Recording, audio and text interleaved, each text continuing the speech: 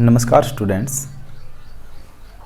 Game theory के lecture 5 में आपका मैं स्वागत करता हूं। हमने पिछले लेक्चर में अलजेब्रिक मेथड और ओड मेथड या फिर अर्थमेटिक मेथड को कंप्लीट किया है। ठीक है, उन पर दो प्रॉब्लम की है, दो लेक्चर में हमने वही काम किया है। आज हम मैट्रिक्स मेथड से गेम को सॉल्व करेंगे। तो डोमिनेंस कंसेप्ट आपको समझाया था। डोमिनेंस रूल हम किस तरह से यूज करते हैं कि रो में से हम मिनिमम डिलीट करेंगे, कॉलम में से हम मैक्सिमम, है ना। तो पीछे के लेक्चर आप देखें तब इसको देखें। तो ये भी जो मेथड है गेम विदाउट सैडल पॉइंट को सॉल्व करने के लिए है। तो सैडल पॉइंट अगर आएगा तो हम प्योर स्ट्रेटजी का क्वेश्चन है तो फिर हम मैक्स मीन और मीन मैक्स वाला प्रिंसिपल लगाएंगे। समझ में आया है। तो ये गेम विदाउट सैडल पॉइंट की ही प्रॉब्लम है। जितने भी मेथड हम डिस्कस किए हैं, चाहे वो फिर अर्थमेटिक मेथड हो या फिर वो अलजेब्रिक हो या फिर मैट्रिक्स है या फिर आज एक और बताऊंगा वो भी, ये सभी गेम विदाउट सैडल पॉइंट के लिए यूज होंगे। ठीक है, तो आपने चेक करना है, अगर सैडल पॉइंट है अगर तब आपने यूज कर दिया तो वही फिर इनकरेक्ट आंसर आएगा। तो ये मिक्स्ड स्ट्रेटजी हमारी चली हुई है। ठीक है ना। तो इस हिसाब से अब हम इस गेम को सोल्व करेंगे। तो डोमिनेंस रूल तो हमें यूज करना पड़ेगा। तो आप थ्योरी ज़रूर लिख सकते हैं एग्जाम में, ठीक है ना। हम डायरेक्ट सोल्व करवाते हैं तो आप क्या लिख सकते हैं कि given matrix in not 2x2 size we convert 2x2 size. तो इस तरह की थ्योरी आप मतलब लिख सकते हैं। ठीक है ना भाई, इतना मैच्योरिटी लेवल पर हो आप कि आप थ्योरी अपने आप लिख सकते हैं। तो अब डोमिनेंस रूल को हम, क्योंकि जो भी ये मेथड है 2x2 की मैट्रिक्स पर ही एप्लीकेबल है। ठीक है, तो अभी हम पढ़ते रहे आप। ठीक है, आगे फिर हम और भी मेथड बताएंगे आपको। फिलहाल तो ये है मैट्रिक्स मेथड। ठीक है, तो जैसे ग्राफिकल मेथड भी हम करवाएंगे आपको। ठीक है ना। तो अभी आप मैट्रिक्स मेथड को देखिए कि मैट्रिक्स मेथड में क्या है।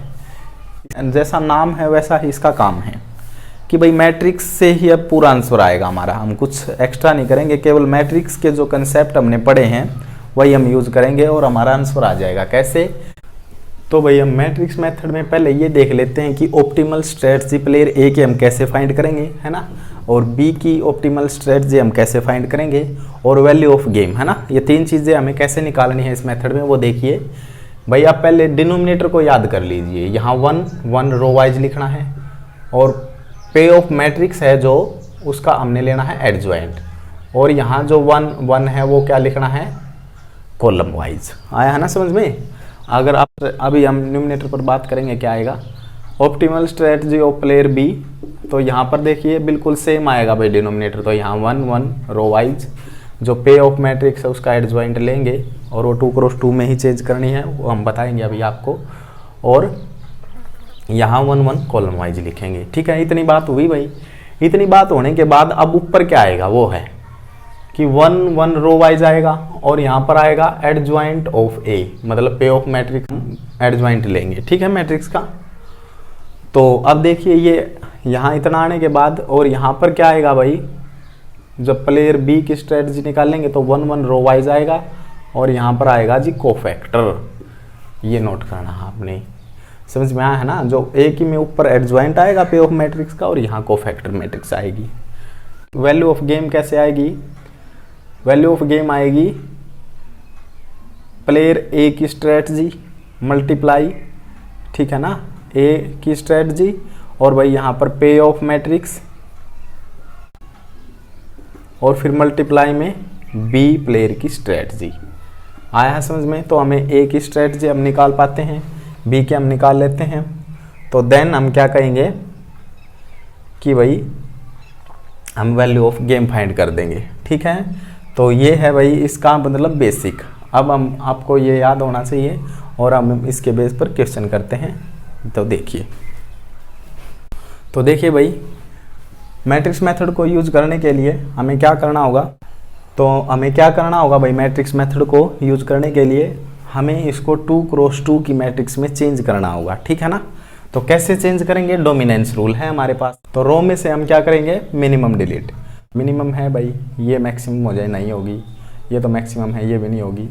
तो यहाँ ये मिनिमम, ये मैक्सिमम, तो ये इससे मिनिमम, ये मिनिमम और 6 7 6 मिनिमम।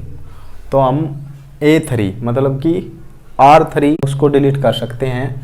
तो आप क्या लिखेंगे, स्टेप 1, तो ठीक है ना, थ्योरी लिख देना भाई, we use dominance rule because we want size of matrix 2x2, है ना, 2 ही रो 2 ही कॉलम, तभी हम यूज कर पाएंगे इन मेथड्स को।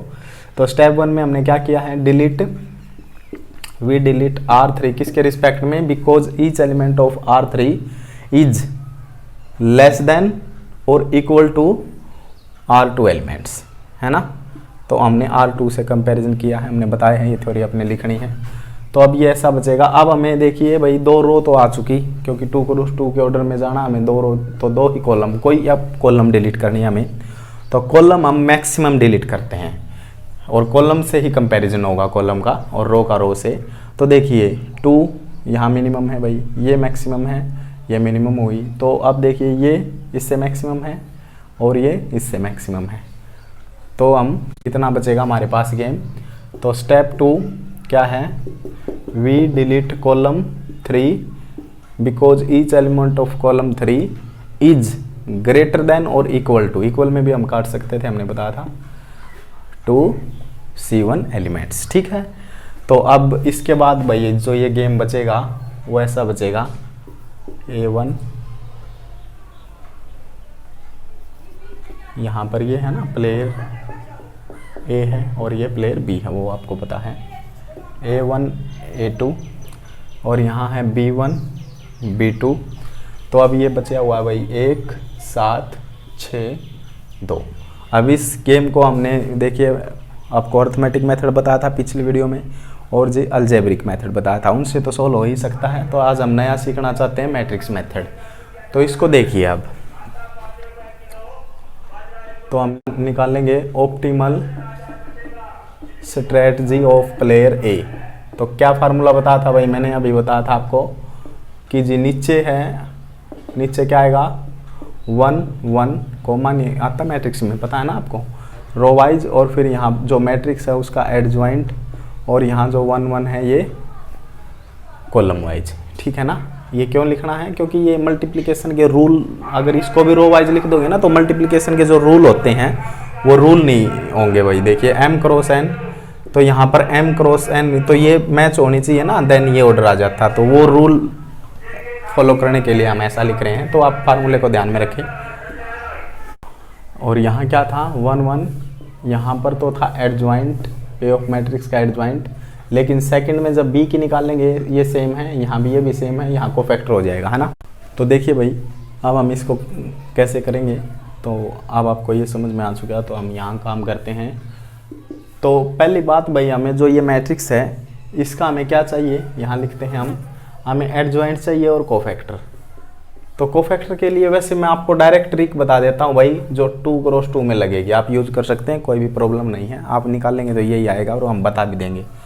तो देखिए ये 2x2 की मैट्रिक्स है, तो यहाँ पर तो हम करेंगे भाई प्लेस चेंज, ठीक है, और यहाँ पर करेंगे भाई हम प्लेस भी चेंज और साइन भी चेंज। तो आपका कोफैक्टर मैट्रिक्स आ जाएगी। तो लिखिए, अगर आप यहाँ पर केवल साइन चेंज करोगे तो वो एडजॉइंट मैट्रिक्स आ जाएगी। तो जो हमने लिखा है वहाँ पर प्लेस चेंज, यहाँ प्रिंसिपल डायगोनल का प्लेस चेंज, और जो सेकेंडरी डायगोनल है वहाँ पर प्लेस तो चेंज होगा ही, ठीक है, प्लेस चेंज, निशान भी चेंज। ये प्लस के हैं तो माइनस के, अगर ये माइनस का होता तो प्लस का, आ रहा है ना समझ में, और ये प्लस का हो तो माइनस का, इस तरह से। तो जो निशान है उससे विपरीत कर देने हैं। आया भाई समझ में। तो ये है कोफैक्टर मैट्रिक्स। वैसे हम स्टैंडर्ड रूल जो हमने +2 में पढ़ा है बस उससे करते, वो भी आता, उससे भी यही आता। तो देखिए मैट्रिक्स ये थी आपकी भाई, एक बार हम उसको भी रिवाइज करवा देते हैं। ये मैट्रिक्स थी, तो यहाँ पहले हम माइनर निकाल लेंगे, M1 M12 M21 M22, इस तरह से निकाल लेंगे। तो ये तो यहाँ पर 2 आएगा, और इसका माइनर ये और ये, तो यहाँ 6 आएगा, और जो इसका माइनर है 2 1 का ये गया तो 7, और इसका तो 1। अब जो ये पैर में जब सम आता है इवन, तो इसके निशान चेंज नहीं होते। तो ये कोफैक्टर बनने में कितनी देर लगेगी, यहाँ पर कोफैक्टर बनाना चाहता हूँ मैं अब इसको। तो कोफैक्टर को C से दिखाते हैं। तो कैसे करते थे, अब यहाँ पर ये सम, तो ये कोफैक्टर बन जाएगा भाई। जहाँ पर ओड सम बनेगा पैर वाले एलिमेंट का वहाँ पर बस माइनस आ जाएगा। और फिर जो कोफैक्टर मैट्रिक्स बनेगी, और ये क्या है C21 माइनस, और ये C22 1, ठीक है। एडजॉइंट ऑफ ए क्या होता है पता है ना आपको, किसी भी मैट्रिक्स का अगर आप एडजॉइंट निकाल रहे हैं तो वो होता है कोफैक्टर मैट्रिक्स का ट्रांसपोज। तो अब इसका ट्रांसपोज लीजिए, तो ये देखिए भाई, ये रो यहाँ पर आएगी और ये रो यहाँ पर आएगी। तो हमने कोफैक्टर भी निकालना है और वैसे एडजॉइंट भी निकालना है। तो एडजॉइंट हम कैसे निकालेंगे मैट्रिक्स से ही बताऊंगा। तो कोफैक्टर में तो दोनों चीज़ चेंज करेंगे, तो यहाँ पर प्लेस चेंज तो हो गए ही भाई, ठीक है। यहाँ पर जो ये थे ना, अब हमने प्लेस भी चेंज किया था, तो अब की बार यहाँ साइन चेंज करेंगे बस। नहीं तो आप स्टैंडर्ड रूल से निकाल सकते हैं, कोई भी प्रॉब्लम नहीं है, और ट्रिक को फॉलो कर सकते हैं। तो ठीक है ना भाई। अगर आप कोफैक्टर मैट्रिक्स पर जाओ तो देखो हमने क्या किया है, ये कोफैक्टर निकाले, तो ये 2, फिर यहाँ पर 1 2, और फिर 2 1 एलिमेंट और 2 2, है ना। तो ये आ गई भाई हमारी कोफैक्टर मैट्रिक्स 2 -6 -7, ठीक है। अब इसको एडजॉइंट बनाना, तो कोफैक्टर मैट्रिक्स का क्या करते हैं हम, ट्रांसपोज करेंगे, और ट्रांसपोज करते ये आ जाएगा भाई, ठीक है। एडजॉइंट हम ऐसे निकालते हैं, आया ना समझ में। तो कुल मिलाकर भाई यहाँ पे हमारी ट्रिक क्या है कि अगर हम एडजॉइंट निकालना चाहते हैं, जैसे 2 4 5 6 इसका एडजॉइंट निकालना चाहते हैं, तो इनका तो प्लेस चेंज कर दे बस आप, ठीक है, और इनका केवल साइन चेंज कर दे, ठीक है। अगर इसको कोफैक्टर मैट्रिक्स बनाना चाहते हैं तो साथ में फिर इसको यहाँ भेज दीजिए, इसको यहाँ, आ रहा है ना समझ में। आप डायरेक्ट भी निकाल सकते हैं 2 × 2 में। तो ये तो काम हुआ भाई आपका, ये मेन काम था, है ना, क्योंकि ये हमें चाहिए, अभी तो हमें ये मतलब हम आगे सोल्व कर पाएंगे इसको। तो देखिए, तो यहाँ पर क्या होगा 1 1, और एडजॉइंट मैट्रिक्स वो है 2 -7 -6 और 1, ठीक है। और नीचे क्या है 1 1, यहाँ पर एडजॉइंट मैट्रिक्स क्या बनेगी जी, वही है 2 -7 -6 1, और यहाँ पर कॉलम वाइज, ठीक है। ये लिखने के बाद अब हम क्या करते हैं, अब हमें करने हैं मल्टीप्लाई। और मल्टीप्लाई कैसे करते हैं वो आपको पता है कि फर्स्ट रो फर्स्ट कॉलम। तो देखिए फर्स्ट रो फर्स्ट कॉलम, तो ये आएगा, चलो मैं यहाँ पर कर लेता हूँ 2 और माइनस का 6, है ना, 2 और माइनस का 6 तो 4 आएगा, जो कि माइनस का आएगा, यहाँ लिखेंगे। और फिर सेकंड कॉलम के साथ करेंगे तो यहाँ लिखेंगे, क्योंकि इसका ऑर्डर है 1 × 2 और इसका ऑर्डर है 2 × 2। तो ये जो है, ठीक है ना, अंदर वाली वैल्यू है जो ये है ना, तो ये मैच करनी चाहिए, और जो बाहर वाली वैल्यू का ऑर्डर आएगा तो 1 × 2 ऑर्डर आएगा। अब इसमें ऑर्डर आएगा मल्टीप्लाई के बाद 1 × 2। तो ये अगर मैच नहीं हुई ना तो वही मल्टीप्लाई नहीं होगी, आपको पता है मल्टीप्लिकेशन रूल का मैट्रिक्स का। तो ये हुआ। तो अब देखिए, अब इसके साथ करेंगे तो माइनस का 7 यहाँ लिखते हैं एलिमेंट, और ये करेंगे तो प्लस का 1, तो यहाँ पर आएगा माइनस का 6। तो जो इसका ऑर्डर आएगा वो 1 × 2 आएगा, तो 1 रो आई है और 2 कॉलम आ चुकी है ना, 1 और 2। तो ये ऑर्डर आएगा भाई इस मैट्रिक्स का, ये मल्टीप्लाई हो चुकी है ऊपर। तो नीचे देखिए भाई, ये 1 × 2 का है और ये 2 × 2, तो पहले इनकी ही मल्टीप्लाई करते हैं हम। तो इनकी मल्टीप्लाई अभी हमने की है, तो क्या आएगी शाबाश, बता सकते हैं ना आप। देखो भाई बिल्कुल सेम ही तो मल्टीप्लाई अब ओपन की है आपने। तो माइनस का 4 माइनस का 6, और यहाँ पर है भाई ये 1 1, ठीक है। अब इसको यहाँ पर सोल्व करेंगे तो जो यहाँ पर है माइनस का 4 माइनस का 6 एच डी चलेगा, और यहाँ पर हम करेंगे मल्टीप्लाई। तो मल्टीप्लाई करेंगे तो देखिए, अब इसका ऑर्डर है 1 × 2 और इसका ऑर्डर है 2 × 1, तो है ना। और जो आएगा 1 × 1 की मैट्रिक्स आएगी, एक ही रो होगा एक ही कॉलम, 4। और भाई इसके साथ मल्टीप्लाई हो चुकी, तो अब इसके साथ माइनस का 6, तो कुल मिलाकर ये आएगा माइनस का 10, ठीक है ना। तो ये आया है एलिमेंट, ठीक है। अब इनकी भाई मैट्रिक्स में ही 2/5 भाई 2/5, ये माइनस इसके नीचे हम भाग देंगे और इसको भाग देंगे तो ये आएगा 3/5। तो भाई ये प्लेयर ए की हमारी ऑप्टिमल स्ट्रेटजी आ चुकी है, ठीक है। आया है ना समझ में, केवल मल्टीप्लाई की है अच्छी तरह से और कुछ नहीं किया है, ध्यान दीजिए। तो ठीक है ना भाई, ये जो आई है P1 की आई है और ये P2 की आई है। तो ये मैट्रिक्स में है, वैसे हम बाहर नहीं निकालते, इसको हम डिवाइड देंगे ना यहाँ पर, जैसे ये इसका डिवाइड देंगे तो ये P1 आएगा, इसका डिवाइड देंगे तो P2। अब P1 और P2 1 होते हैं, जोड़ेंगे तो है 1। तो ठीक है, तो एक ही ऑप्टिमल स्ट्रेटजी में कोई दिक्कत नहीं होगी आपको, ठीक है ना। सिंपली मल्टीप्लाई किया और कोफैक्टर एडजॉइंट आपने कैसे निकालने हैं वो आपको पता होगा, आप देखिए,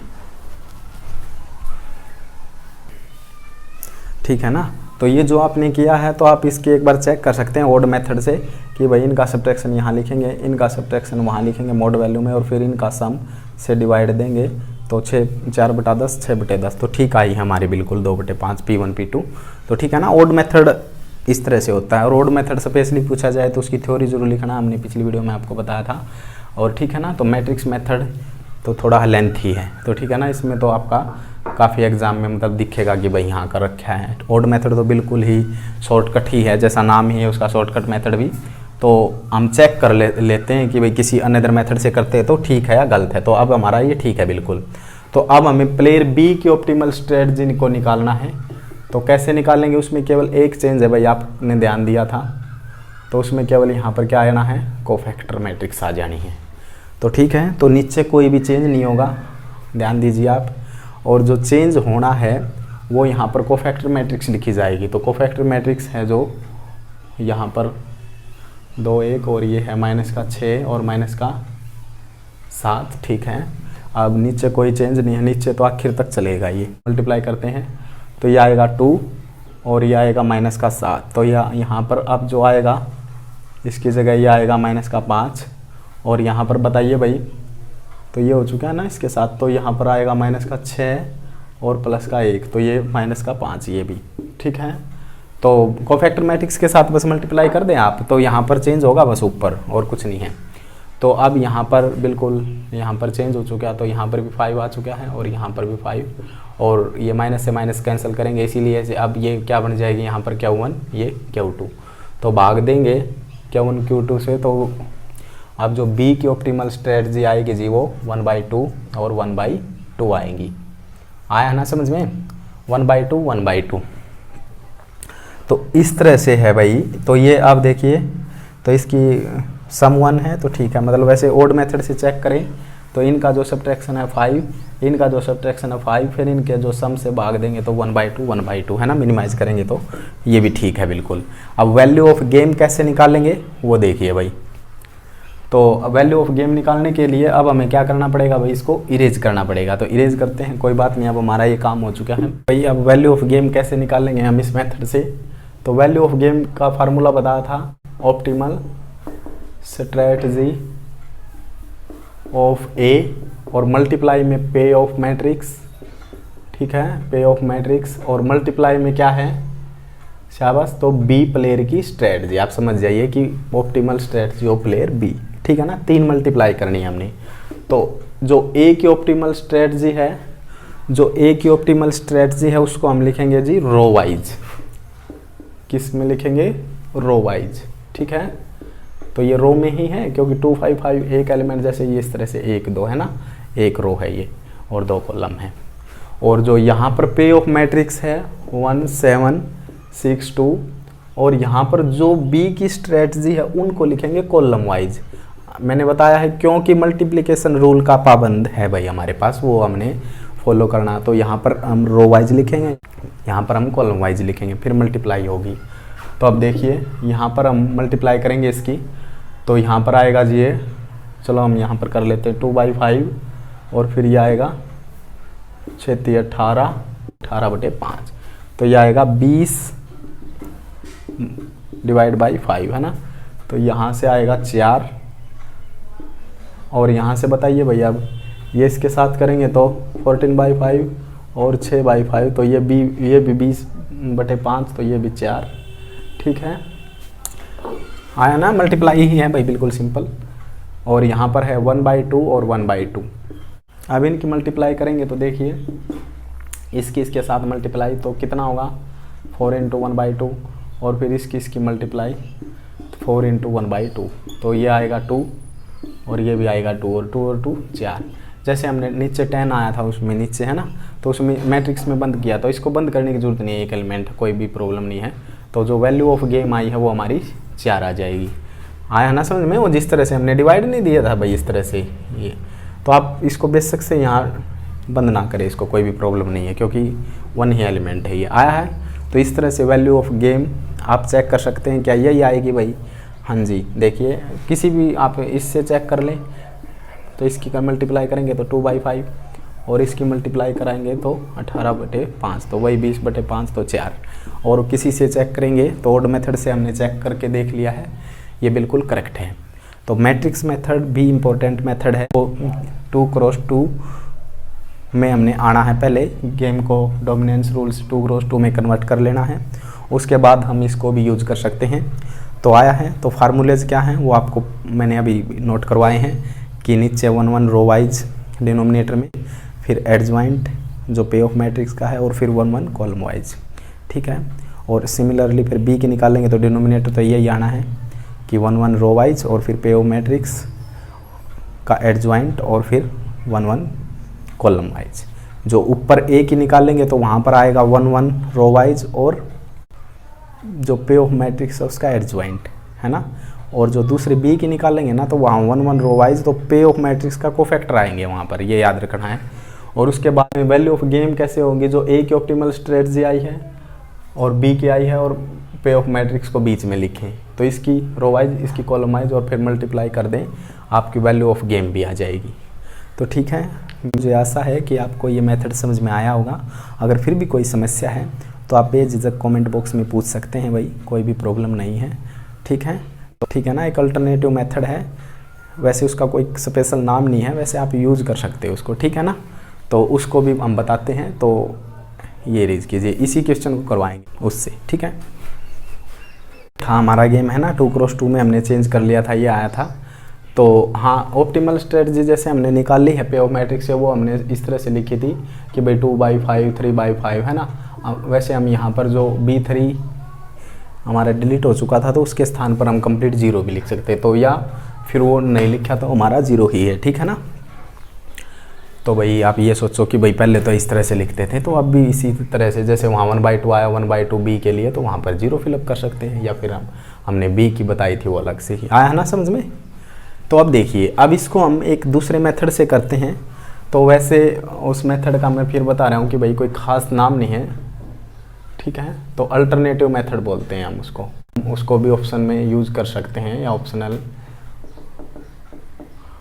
1 एक अल्टरनेटिव मेथड हमारे पास है, ठीक है ना। ये कोई नाम नहीं है, बेनाम मेथड है, आप याद रखिए।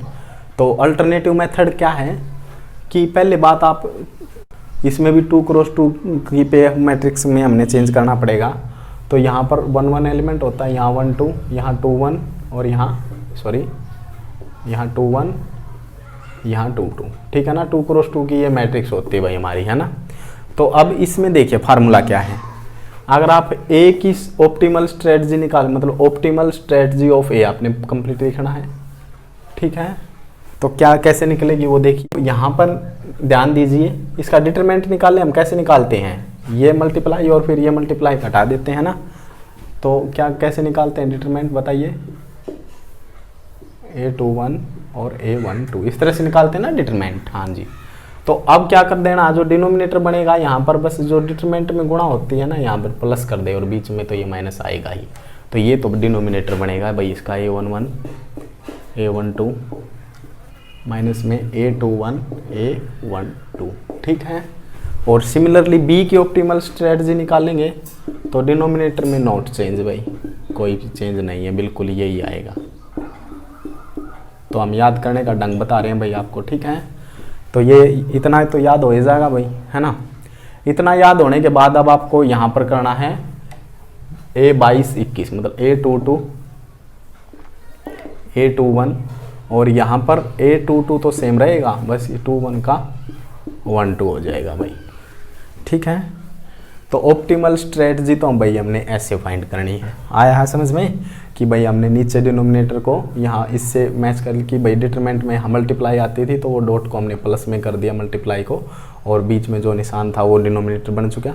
और यहाँ पर जो A22 A21 इस तरह से, और फिर यहाँ पर इसको 12 कर दिया, और कोई चेंज नहीं। अब वैल्यू ऑफ गेम कैसे निकालेंगे भाई इस फार्मूले में, तो डिनोमिनेटर में कोई चेंज नहीं है, तीनों सेम रहेंगे बिल्कुल, ठीक है ना। अब ये क्या है, ये हमारे एलिमेंट हैं, जहाँ पर ये जो एलिमेंट है A11 है वो बस फिलअप कर देंगे तो आ जाएगा हमारा आंसर। तो देखिए ये भी अच्छा मेथड है, कोई भी प्रॉब्लम नहीं है इसमें भी, ठीक है ना। फार्मूले थोड़े लेंथी हैं तो घबरा जाते हैं, लेकिन हमने बताया है आप इस तरह से याद करोगे तो कोई भी प्रॉब्लम नहीं है इसमें भी। तो जी डिनोमिनेटर इसमें भी सेम ही रहेगा। अब देखिए यहाँ पर जो आएगा, तो चलो हम डिनोमिनेटर को लिख देते हैं भाई आपके लिए, A11 A22 और यहाँ पर आएगा A21 A12, बीच में प्लस है, ठीक है। अब की बार यहाँ पर क्या करनी है, इनकी मल्टीप्लाई कर दीजिए, A11 A22, ठीक है, A11 A22 और यहाँ पर माइनस, तो A21 A12। तो इस तरह से वैल्यू ऑफ गेम निकलेगी भाई, ठीक है ना। इनकी मल्टीप्लाई कर दी, बस आया है समझ में। तो ठीक है ना भाई। तो ऑप्टिमल स्ट्रेटजी हम किसकी निकाल रहे हैं, प्लेयर ए के लिए। तो प्लेयर ए के लिए हम निकाल लेंगे, तो देखिए हम पुट कर दीजिए भाई अब इसमें बस। तो यहाँ पर हम ये वैल्यू निकाल देते हैं इनकी। तो यहाँ पर वैल्यू निकाल लेंगे तो A22 माइनस A21 मतलब A22 ये एलिमेंट है और उसमें से 21 एलिमेंट सब्ट्रैक्ट करें तो आपको A11 A12 A21 A22 इस तरह से लिखना है भाई। तो A22 माइनस A21 तो कितना आएगा, शाबाश, माइनस का 4 भाई, इसमें से ये घटाएंगे तो माइनस का 4 ही आएगा, ठीक है ना। तो मोड वैल्यू नहीं लेनी है यहाँ पर, तो ऐसी ही लेनी है जैसी थी। तो ठीक है, अब नेक्स्ट देखिए यहाँ पर ये हो चुका। तो फिर अब इनमें क्या है, A11 A22 A11 A22 इनको जोड़ देना है तो 3 आ जाएगा भाई। और फिर माइनस का चिन्ह है A21 A12 A21 A12 इनको भी ऐड करना है तो कितना आएगा 13, ठीक है। तो आप निकाल दीजिए भाई, ये माइनस से माइनस कैंसिल, तो 2/5 आया है ना। 2/5 ये आते तो आपको ये पता है P1 P2 1 होता, वैसे हम P2 तो फिर डायरेक्ट ही आ जाएगा अगर ये आ चुका, क्योंकि भाई P1 और P2 क्या होती है, 2 प्रोबेबिलिटी होती है और दोनों का सम क्या होता है 1 होता है। अगर आप एक को निकाल पाते हैं तो फिर एक को तो इससे निकाल देंगे ना, तो सेकंड कैसे आएगा, वो इस फार्मूले से आएगा, नोट करना है इस फार्मूले में, ठीक है ना। तो सिमिलरली अब इसमें करेंगे भाई, शाबाश बताइए, A22 A12 A22 ये है, A12 ये है, तो यहाँ पर आएगा माइनस का 5, समझ में आया ना, 2 माइनस 7 तो माइनस का 5। और यहाँ पर क्या आएगा A11, तो ये सेम था ना डिनोमिनेटर, तो देखिए सेम था तो हमने सेम ही आएगा फिर आंसर भी इसका। तो ये माइनस से माइनस कैंसिल, तो 1/2। तो जो ये 1/2 आएगा तो ये आई है हमारी Q1। तो Q1 प्लस Q2 क्या होती है, यहाँ भी 1 होती है। Q1 Q2 2 प्रोबेबिलिटी होती है किसकी, प्लेयर बी के लिए। तो यहाँ पर जो Q2 की आ जाएगी वो 1/2 आ जाएगी। आ रहा है ना समझ में। तो ये है भाई, ठीक है जी। और वैल्यू ऑफ गेम को देखिए भाई अब। तो भाई नीचे तो आपको इतनी तो चीज़ समझ में आई है कि नीचे तो चेंज नहीं होगा भाई, क्योंकि बिल्कुल सेम ही चीज़ को हम सॉल्व करने हैं, तो यही आना माइनस का 10। अब ऊपर देखिए यहाँ पर A11 A22 डायगोनल एलिमेंट वालों की गुणा करवानी है तो 2 आएगा, और यहाँ पर फिर माइनस का चिन्ह आएगा, और फिर जो ये दूसरे डायगोनल वाले हैं इनकी गुणा करवानी है तो यहाँ पर आएगा 7 42। तो जी आएगा माइनस का 40 और माइनस का 10, माइनस से माइनस कैंसिल, और 10 चौका 40। तो वैल्यू ऑफ गेम 4 आ गई भाई। आया है ना समझ में। तो भाई ये एक अल्टरनेटिव मेथड, बेनाम मेथड है, लेकिन नाम कमा सकता है, ये भी अच्छा मेथड है, ठीक है ना। तो हमने 4 मेथड आपको प्रोवाइड करवाए हैं स्टूडेंट, मैट्रिक्स मेथड और अल्टरनेटिव मेथड जो है जिसका कोई नाम नहीं है, वैसे अच्छा मेथड है। तो 2 तो इस वीडियो में और 2 हमने पिछली वीडियो में प्रोवाइड करवाए थे। ओड मेथड है ना, उसके नाम थे डिफरेंट, शॉर्टकट और अर्थमेटिक वो मेथड, और जी एक मेथड अलजेब्रिक मेथड वो भी हमने दिया। 4 मेथड है अब आपके पास। और डोमिनेंस रूल से आप किसी भी गेम को 2x2 में लेकर आना है तब ये लगा सकते हैं। और नोट कीजिए कि गेम विदाउट सैडल पॉइंट वाला होना चाहिए। अगर सैडल पॉइंट है तो फिर वो प्योर स्ट्रेटजी में आ जाएगा, वहाँ पर हम सैडल पॉइंट मिल जाएगा तो ये फिर किसी काम के नहीं है। मिक्स स्ट्रेटजी में ये बहुत इंपॉर्टेंट है, ठीक है ना। जब सैडल पॉइंट नहीं आता तो 2x2 में आए, उसके बाद अब आपके पास रास्ते ही रास्ते हैं, कहीं भी जा सकते हैं आप इन फार्मूलाज से। अगर फिर भी इन वीडियो में आपको कुछ समस्या आ रही है, ठीक है, अगर आपको ये पसंद आ रही हो तो भाई लाइक करें, शेयर करें और चैनल को सब्सक्राइब करें। तब तक हमारी नेक्स्ट वीडियो आए, पढ़ते रहिए, स्वस्थ रहिए, ठीक है। और नेक्स्ट वीडियो में हम आपको बता देते हैं कि क्या करेंगे। नेक्स्ट वीडियो में हम डोमिनेंस रूल को करेंगे। आप कहेंगे भाई डोमिनेंस रूल तो हमें आता है, जी आता है बिल्कुल। तो डोमिनेंस रूल में कई बार क्या होता है, हम रो में मिनिमम डिलीट करते हैं और कॉलम में मैक्सिमम, कई बार कंपैरिजन पॉसिबल नहीं होता, तो उस केस में करेंगे हम एवरेज का कंसेप्ट यूज़। तो एवरेज का कंसेप्ट और आपको क्लियर कर देंगे, हाँ, फिर तब आपका प्योर स्ट्रेटजी और मिक्स स्ट्रेटजी का कंसेप्ट बिल्कुल कंप्लीट हो जाएगा। उसके बाद हम करेंगे फिर उससे नेक्स्ट ग्राफिकल मेथड, ठीक है। तो यहाँ तक हमने करना है, तो साथ साथ में पढ़ते रहे, ठीक है। और भाई आपका सपोर्ट ज़रूर चाहिए भाई, अगर आप सपोर्ट करोगे तो हम आपको कंटेंट ऐसा ही देने की कोशिश करेंगे अपनी तरफ से। तो अब आपको कैसा लग रहा है वो तो आप बताएंगे भाई, ठीक है ना। तो जय हिंद, जय भारत।